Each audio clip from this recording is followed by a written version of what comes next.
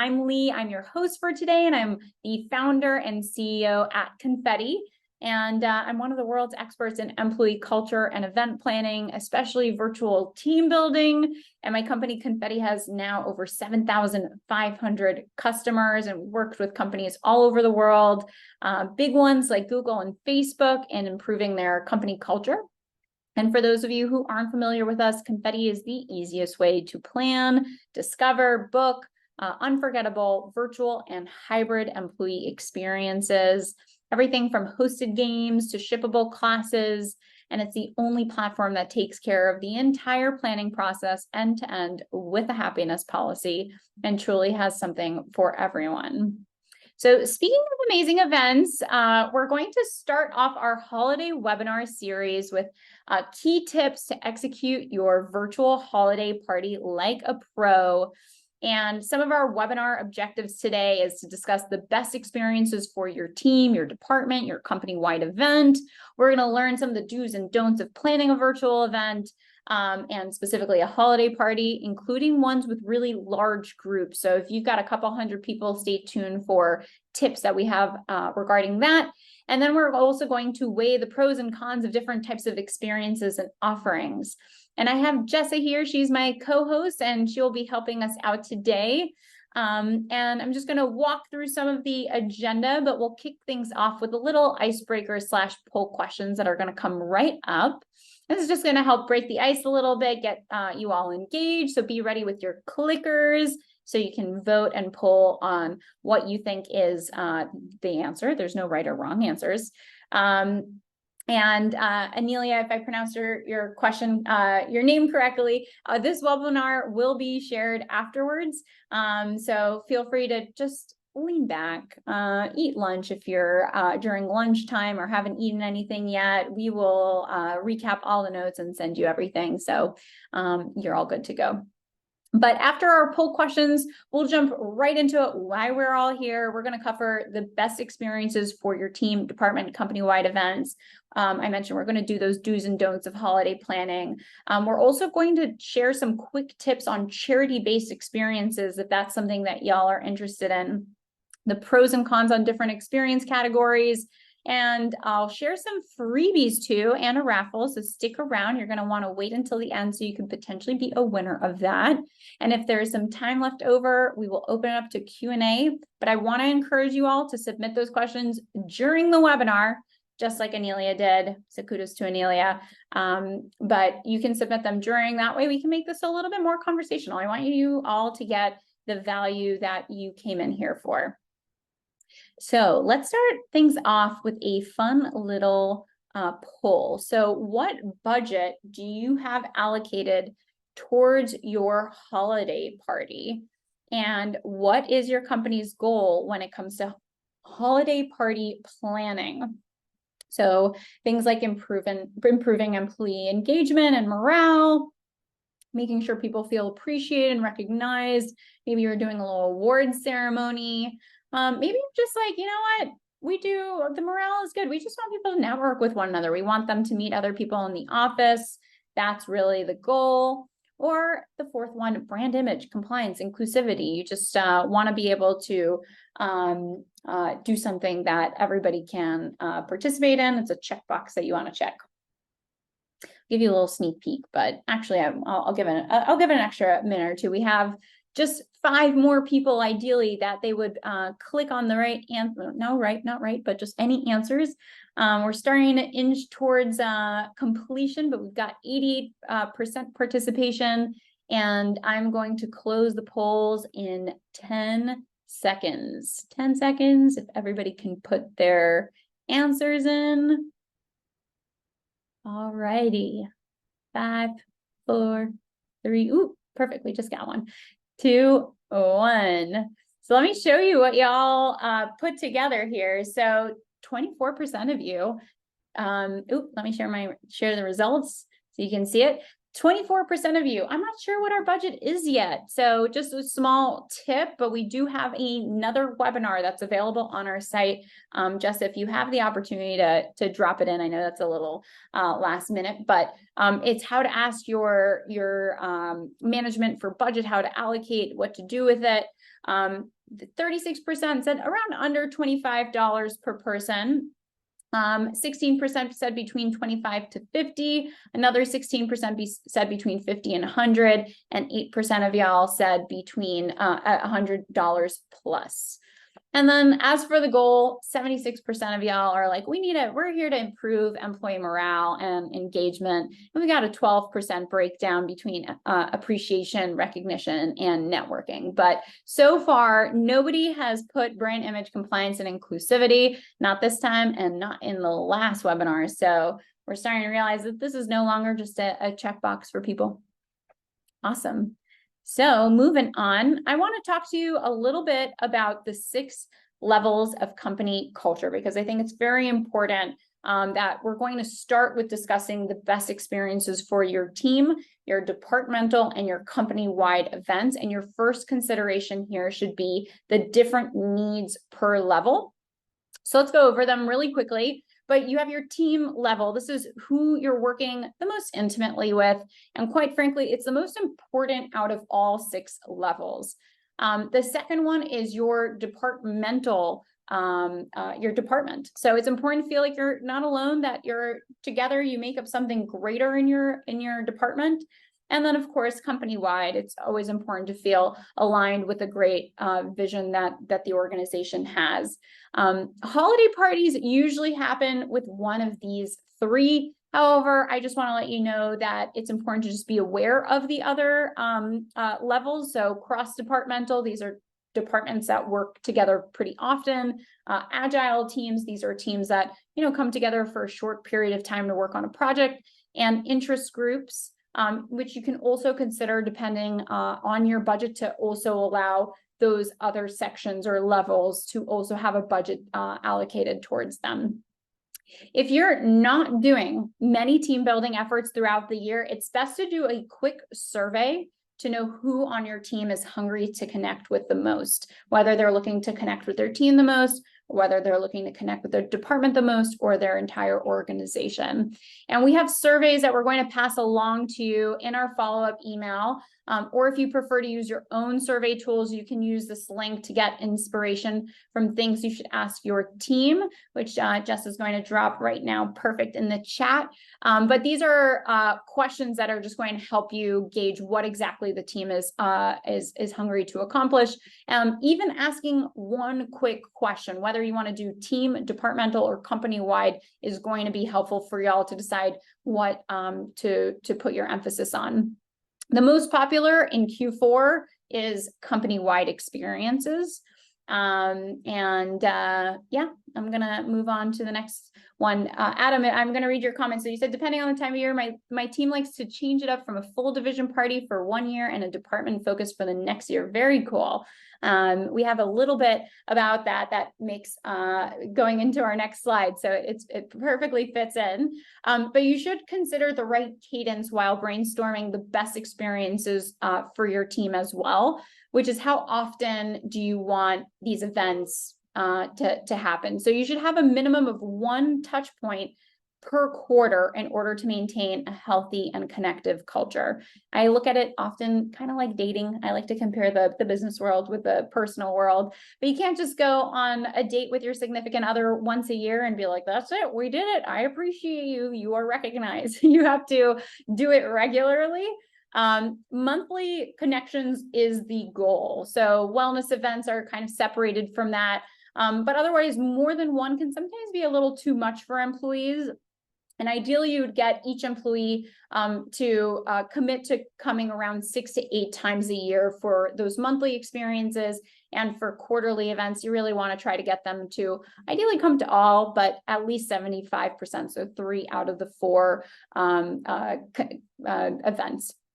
So for quarterly, we've recommended 2 different paths for customers. Again, this is where the disclaimer comes into play, where you need to decide what is the best for you, because y'all know that the best. And when it comes to the holiday season, we suggest having one company-wide event to bring everyone together. But if you're usually doing things as a company throughout the year, having the team or the department events are really the best way to show like a personalized appreciation, and it often leads to a bit more of a deeper connection amongst employees. Awesome. So we are going to move on to team and departmental section, because team and departments events are so effective for holiday team building because it's much easier to gear your event towards the group, one smaller group, than naturally the entire organization. Also, most teams are already very close to one another, so this just gives them that opportunity to really spend time together that isn't just work. And you want to enable each team to choose their own experience that would best fit their culture. And we have a solution at Confetti called our multi-user features. It allows HR to really just allocate budgets for each team, and each team can use the budget that they have and pick whatever experience that they want on the platform that matches that budget. That way, it really comes off of HR's shoulders to have to plan and execute all these different types of events. And if you're interested in learning more, you can check out the link that Jess is going to drop in the chat, and you're welcome to schedule some time to chat with us. And I'm about to share the best experiences for departments. And this is great to take note of because it's based on our feedback from actual customers, and it often captures the essence of these team dynamics and echoes the elements that their roles even have. So I'm only going to cover the C-suite, the HR and admins department, and the sales department here today, just for the sake of time. But we've created a one-page resource linking the best experiences for all different departments, and that we're going to include that in your follow-up email with a slide. So don't worry about writing everything down now. You're going to have a beautiful one-pager to reference back. Of course, you can do any experience depending on the feedback from your actual team. But if you're going without any information, these types of experiences are just a really great place to start. And we're going to send these slides and information in a follow-up email as well. All right, so we're going to start with the C-suite. And what we see from the C-suite that they like the most is wine tasting events, pretty classic. A lot of executive assistants want to provide a bit more of a premium experience for the C-suite. And we have different options from blind and high-end wines that are really feel like a nice gift in the mail. The second one is coworker food. It's just a hilariously good time. It's low, just like everybody's having there aren't like high stakes, and people just get the giggles and feel out of their comfort zone, like in a great way. And it's our #1 bestseller. So it's just kind of just popular, and people really enjoy that. Third one is cooking classes. And I think that this is really great because most of the C-suite that you'll find really want and crave to have these personal connections with their colleagues. And so with many of them, we see them inviting their significant others or their kids into these programs and doing something that really shows them for the people that they are. And it's nice to get the kids or your significant other involved in that cooking class and introducing them to the broader team. So the best experiences by department for HR and admin. So often this department is kind of underlooked, and they need to pick me up because they well deserve it. And one thing that we see that really brings joy into their lives is the workplace gratitude experience that we sell at Confetti. It just makes them feel that really good about all the work that they do. And I'm sure a lot of you can resonate, but HR is the department that's always giving, always checking in on other people, and very little do people check in on them. And so it's nice that when those teams check in on each other and just feel like you're amazing because of the things that you do here, and giving some time and space to elaborate on that. The second one is laughter yoga. So, HR can be often a very serious department, but most of them find themselves also to be silly and fun. And this is just a great experience for them to laugh off their problems, laugh together about memories that they have. And then the last one is Traitorous Trivia, which is just a personal favorite. And what I love about Traitorous Trivia, if y'all aren't familiar, is that it's like trivia, but one person on your team is actually a traitor. And they're trying to get you to select the wrong answers. And at the end of the event, of that trivia session, you'll discover who the traitor is. But there are points where you can try to guess in the middle of the game who is the traitor. And it just causes a lot of laughter because usually people don't end up selecting the right person, but it always feels good when you're like, you were trying to make us lose, and we didn't. So that one's a really, really fun one. And then the last one is for sales. So in these three experiences, we really put together things that are highly competitive, which is what sales people really enjoy. So you have Code Word, which is a really fun guessing game, very highly competitive, very fast paced, and just a really great joy to get people to laugh and feel like they're ready to make the other team lose. Drag Queen Trivia, another really great experience. Salespeople often have a wonderful sense of humor. It's very deeply embedded into their culture. And you have a drag queen to really emphasize that laughter and continue to add on to their culture. And then, of course, Casino Night. So again, salespeople really like to play different games. They like to be competitive.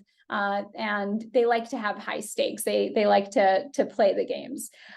So Casino Night's a really wonderful opportunity for them to exercise all those things, to be able to chit chat and have their little, flex their muscles and kind of talk crap amongst one another about who's going to win. Again, you'll get even more suggestions for teams in your follow-up, but these are just three that are worthwhile to look into. I love Adam's recommendations in terms of IT people being very competitive and specifically escape room events. I completely agree, and you'll see that in the follow-up email. Awesome. So we're going to talk about large or company-wide team events. So, which is often one of the more difficult events to plan. So experienced planners often really aren't sure what to do for large or company-wide teams, especially at remote and hybrid companies. But there are particular experiences that keep bigger groups engaged more easily. And we're going to talk a little bit about that. But these experiences where people are try multiple things and engage with different people are really a way to make a big group feel more intimate. So I definitely encourage you checking some of these experiences out that I'm going to cover. You want to consider something that's a little bit multifaceted, has a little something for everyone. So pub is one of our experiences. It initially sounds a little overwhelming because it's a 2-hour-long event. But what's really amazing about this is really great for super busy teams that want the ability to come in and out of an event throughout the entire experience. So if you just have people that are like, I'm busy, I can't attend, like this is the perfect experience for them, because you're like, you don't have to show up at 8. Don't worry about it. Show up at 9, show up at 9:15, show up whenever you can and want to in between your meetings, show up for 10 minutes, show up for all 2 hours. And once you're in the pub, there are different breakout rooms with different experiences in there. And again, just give somebody something for everybody. There's incredible live musicians that people usually just sit and stare and listen at them for hours. There's really fun games, and you can customize the pubs in many different ways that you'd like. So game nights is the second recommendation that I have, and it's kind of similar to pub, except that it's just different games that rotate. So everybody needs to start at the same time and participate at the same time, but you're going to get around 3 different variations of games during that time. So you might have times where your kind of strengths shine in certain games, and other times where other people's strengths shine in other games. And then the third one here is Casino Night, which we talked a little bit about earlier. It's all fake money, so there's nothing to worry about on that side. But there's just different games in different rooms, just like a regular casino, and you can just rotate amongst them. You can meet new people, and similar to pub, you can come in and out of those experiences whenever you'd like. And then the last one is the pick your own adventure one. And for that, what we recommend you to do is to pick the experiences that you want your team to be able to sign up for. We will give you a sign-up sheet that we organize, so you don't have to do any of the digital kind of paperwork. And each participant just comes into that sheet and selects which experience they want to sign up for. And you can have certain experiences start at different days or different times, or you can have everything start at once. We're going to talk a little bit about time zones and time stuff in general, but we are going to move on to our second poll question for today. And we're going to start off with, when do you want to host your holiday party? So November, which you got 2 weeks left, December, January, February. And I'm going to talk a little later about why January is the best time, in my opinion, to do a holiday party. Classically, December is always the most popular, but January deserves to be the most popular. And I'll explain why in a future slide. And then the second question that I have here is, do you think holiday parties would be more fun if you were allowed to bring your kids, friends, or families to the event? So we got about 64%, jumped up 71% participation, 75. We're going to give it an extra couple of seconds. Would love y'all to participate. We got about 7 more people left, and I'll give you about 10 more seconds to put in your answers. But very interesting to see what people are selecting here. And I'm very curious, maybe y'all in the chat can write, why do you not want your friends or your family or your loved ones to be on these Zooms? I'm just kind of curious, what's holding you back, if you have any opinions here? Awesome. We're gonna end the poll in 5 seconds. Last few people. Awesome. I'm going to end poll, and then I'm going to share results. So most popular here, as I said, is December. This is the most popular time of the year for us, for everybody.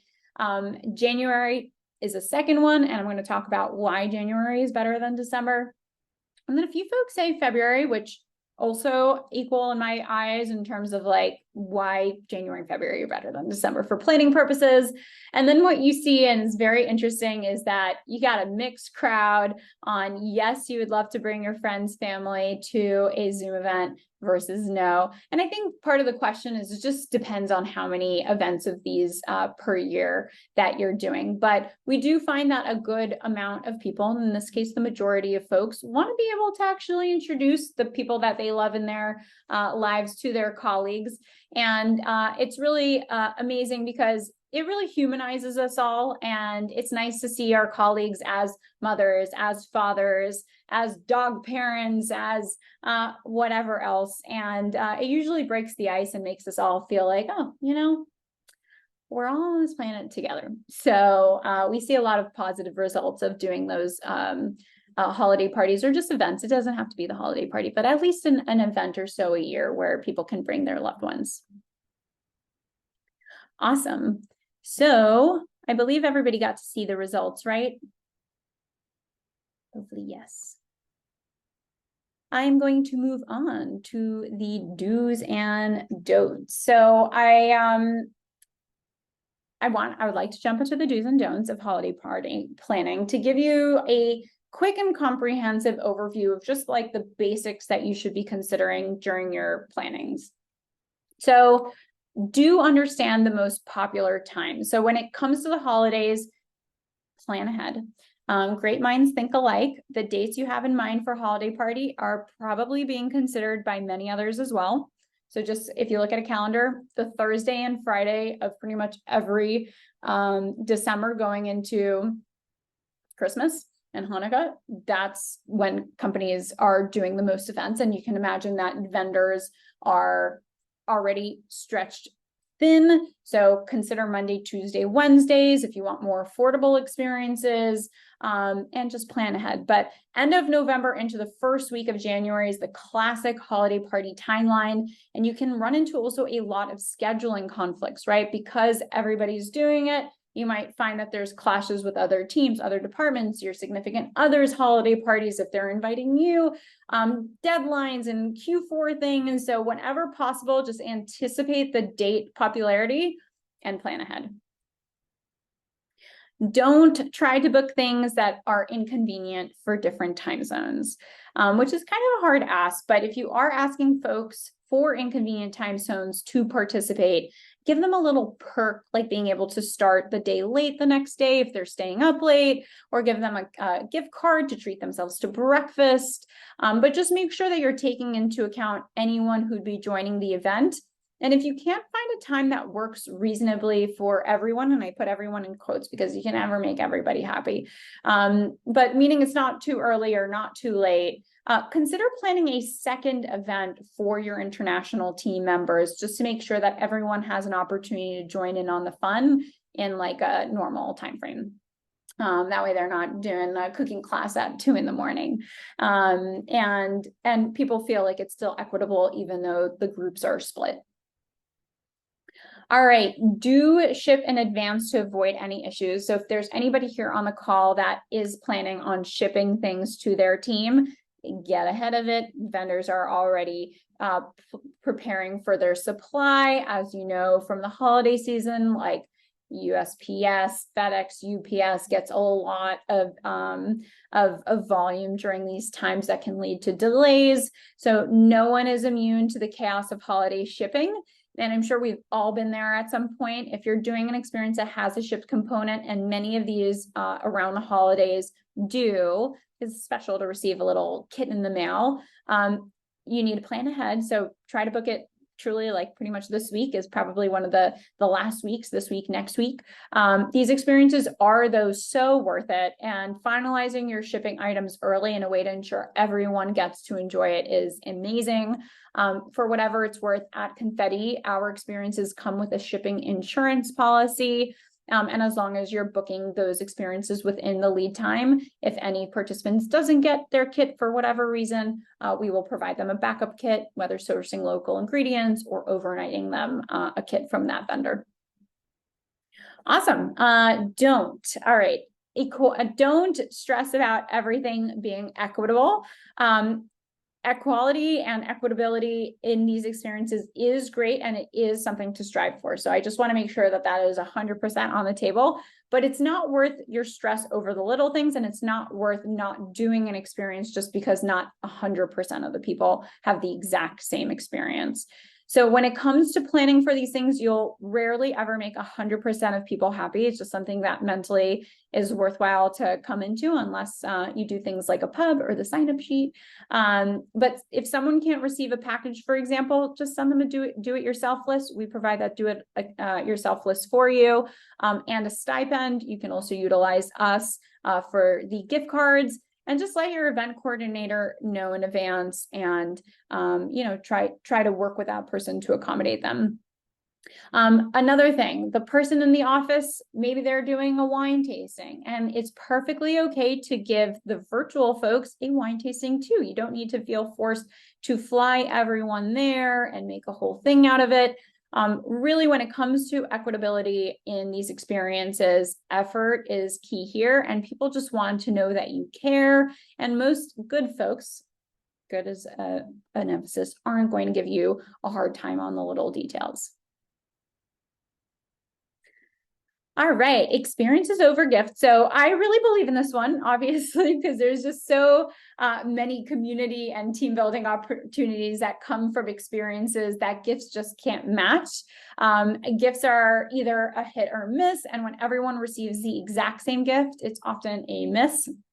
But research has shown that people often derive more happiness and satisfaction from experiences compared to material gifts. So I've gathered some key findings from studies and research that support this notion. I wanted to share it with you all today. I'm obviously a little bit biased, but we do have a gifting section on Confetti.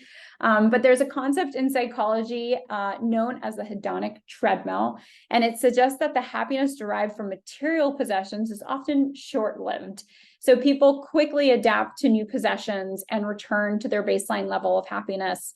And just think about the last time you really treated yourself to a gift, and like there was that immediate spike in like adrenaline and endorphins, and then kind of like, a day or two later, you're like, okay, well, this is me now. This is my new dress, or this is my new watch, or whatever else. In contrast, though, experiences can provide longer lasting memories and emotional connections, leading to greater long-term satisfaction. Would love to know in the chat who agrees with this, and we will find out through this some of your love languages, whether you're an experience person or a gift person. The second one is social connection. So a study published in the Journal of Emotion found that people report greater feelings of connectedness and joy when they share those experiences with others. So pretty self-explanatory, and something I think we could probably all relate to. And that experiences create unique memories that can be recalled and cherished over time. And the emotional attachments to memories can often contribute to a greater life satisfaction. Another thing that is worth considering is that there's reduced comparison with experiences versus gifts. So material possessions are often subject to social comparison, where people compare what they have to others. I've been to one too many like white elephant Santa games where I'm like, this is my life in a nutshell. I always get the worst gift. Like this is me. I don't win raffles. And you start to think about what other people get versus what you got and how you don't like your gift. And then of course there's always that person that's really happy with what they got. So this can just lead to emotions of envy and dissatisfaction, whereas experiences, on the other hand, are a bit more unique. They're less prone to that direct comparison and reduce the likelihood of envy. So confetti experiences can include kits, unlocking a new skill, making a new friend, and you can pull out of it whatever you want, even if it's not originally your cup of tea. So for example, if you get invited to a cooking class and you're maybe not the biggest fan of tacos, you might show up and discover that there are new flavors of types that you do enjoy when you're using the flavors that are already in your kitchen. Or you might bond with a coworker from marketing because you didn't realize they have the same type of dog as you. Or you're in a new group chat with your fellow peers, named after the 2-minute taco opera that the instructor performed that you couldn't stop laughing at, and that becomes your new inside joke. So the list goes on. And experiences give you a lot of gifts bundled into the shape of whatever you make of it. And as the saying goes, collect moments, not things. So moving on, don't stress about doing events in December. So for any procrastinator planners out there, or ones who are just not really sure what to plan, or if you have an event or experience that you really want to book, but they're out, this might sound surprising, but January, February holiday parties are becoming increasingly more popular due to their less religious connotation and nature. Alongside that, December and Q4 in general, it can be such a whirlwind for companies and teams, departments. It's so difficult to find the time for everyone in those years and towards the end of the year. And having your holiday party in January gives your team something to look forward to in the new year. It allows you to be more intentional about bringing the team together if your Q4 was a little over the top, nuts. And it's an amazing way to kick off Q1 with a bang. Plus, many companies actually hire the most amount of people in Q1. So it's nice to also include those new hires in the holiday parties instead of it being a story of like the past and other people got to experience. We have a really great article about this blog too. Jess is going to drop it in the chat. And I'm going to move on to charity games. So do consider charity games. The holidays are all about giving back and being able to do something that brings your team together while also doing good. It's just a win-win in our book. However, if you are doing a charity-based experience, be careful on what exactly you're promoting, because as you know, people support different things. So you just want to make sure that you're being very cautious about doing things that don't create any divisiveness amongst your company. You can check out our collection that is pre-vetted of charity team building experiences. Jess is going to drop that in the chat too. These are places that everybody can agree on: helping babies, homeless people, dogs, cats. And there's some companies that we see have done really unique things from a charity component. Sometimes they invite the nonprofit to do an experience with them. Sometimes those nonprofits are kids in hospitals. Sometimes it's whatever it is that y'all are choosing. You can do origami with them. You can play games with them. And sometimes they do experiences where they make something and then they give it away. So an example of that could be like a chunky knitted blanket class in which you're going to give those blankets to people of need. Or you're going to make food and then you're going to donate that food away. Small asterisks, but not all nonprofits are willing to collect baked food already or cooked food. So small thing is to consider checking out with them beforehand. And another idea is a hand lettering workshop where you learn how to really beautifully write letters, and then you can send those letters to people in the military. Of course, you can also do any event on the platform or on any platform you would like, and then create it to be a ticketed experience or a matching experience where anybody's attendance or anybody who comes will essentially, the company will donate a certain amount of money, and you can also give the employees an ability to donate as well. All right, we are on the last leg of the webinar, which is our pros and cons list, and then we're going to open up the webinar to some questions. But I want to leave you with some pros and cons of different types of experiences to help you find what might be the best fit for your company. So classes with kids, the pros about this is like people, it's a great experience to have a +1 and invite your friends, your family. And if that's something that you resonated with, then consider classes with kits. It feels really nice to get a kit in the mail. It feels like a gift. It's very interactive and hands-on, so people really can't tune out or anything of that nature. It's very hard to like pick up a call. You need their full undivided attention. The cons is, shipping is challenging again in Q4. And there's also some challenges to incorporate international folks, which we can work with you all on, but something to consider. And the most popular options in Q4 from a classes with kids perspective is arts and crafts and cooking classes, including baking.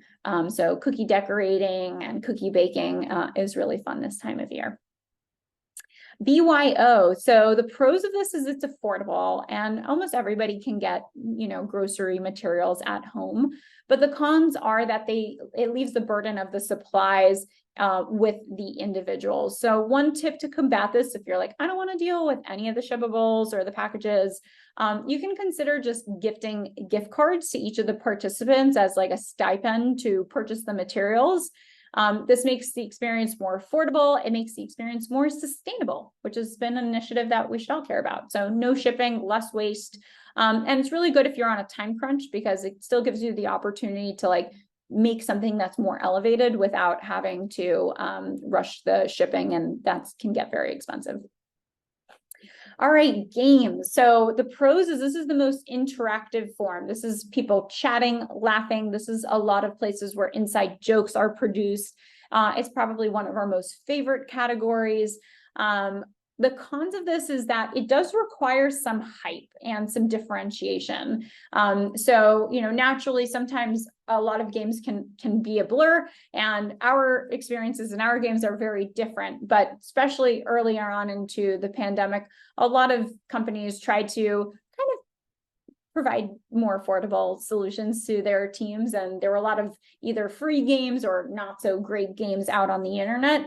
So one tip to consider boosting up attendance is to consider a charity element, as I mentioned, for participation.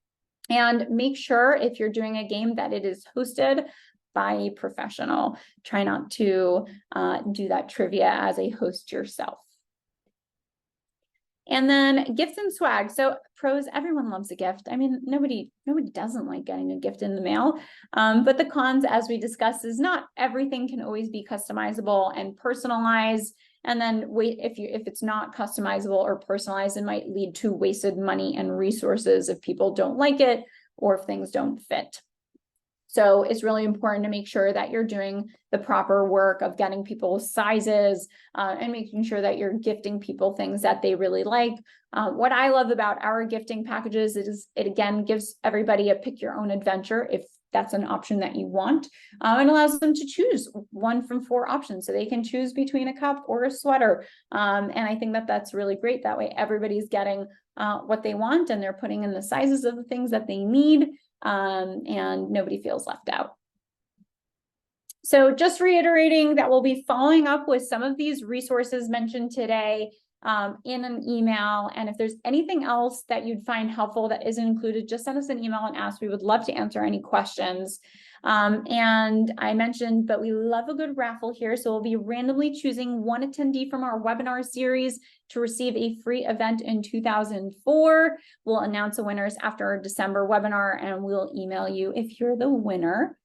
And I would love to open it up to any Q&A time if anybody has any questions. And I'm going to quickly just open up our Q&A box to see if anybody is submitting anything.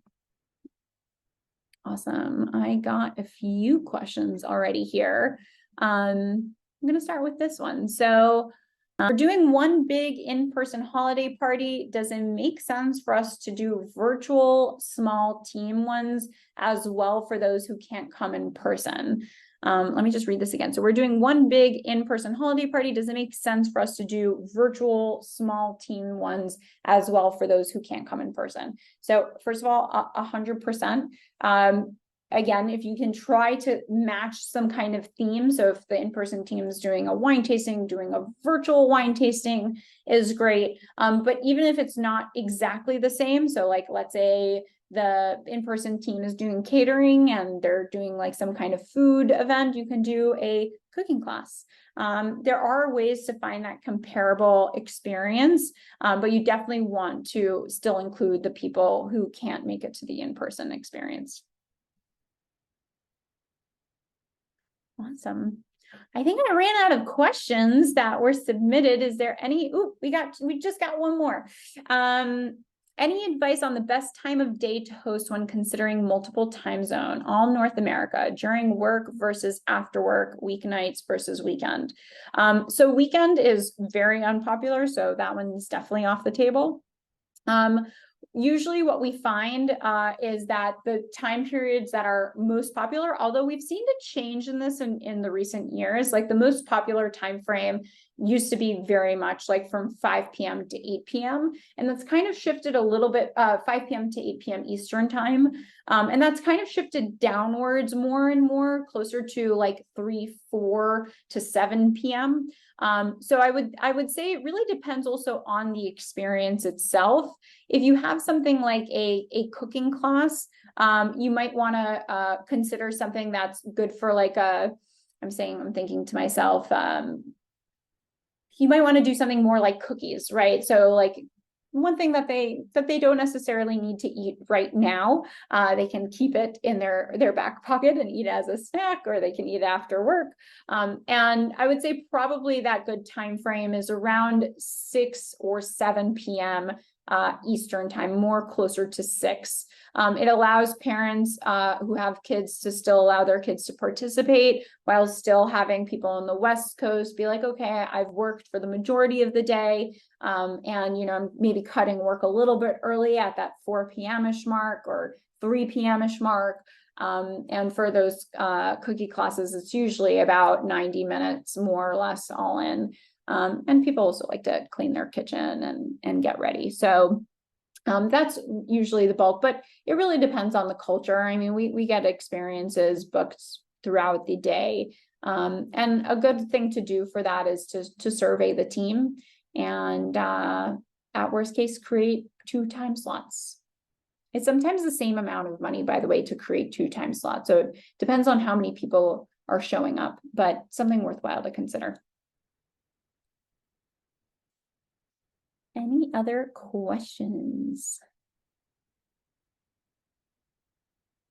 Well, if I don't hear anything, I'm happy to give you back 10 minutes of your time so you can go to the bathroom, drink some water, do whatever you'd like before your next event or next meeting. But it was such a pleasure chatting with you all today, and I'm so grateful that you were able to attend. And of course, if you have absolutely anything else, but one actually last thing that is super important to mention, we have Confetti Awards. If you want to nominate yourself or nominate other people within your organization as somebody who's been an incredible culture contributor to your organization, there are really incredible prizes that we're doing for the 2023 awards. Jess is gonna just drop that in. And then the other thing is, if you still want something that you're able to kind of play around with and experience, we just had a hello and demo a few days ago, but we're constantly doing new ones, and there is an upcoming hello and demo in December that you should consider. And it's an actual real free experience that you can attend, network with other people in the community and meet somebody that you like, and also just get to know an experience of virtual team building event from Confetti firsthand. And thanks for the kind words, Lisa, and everybody else, and have a great day.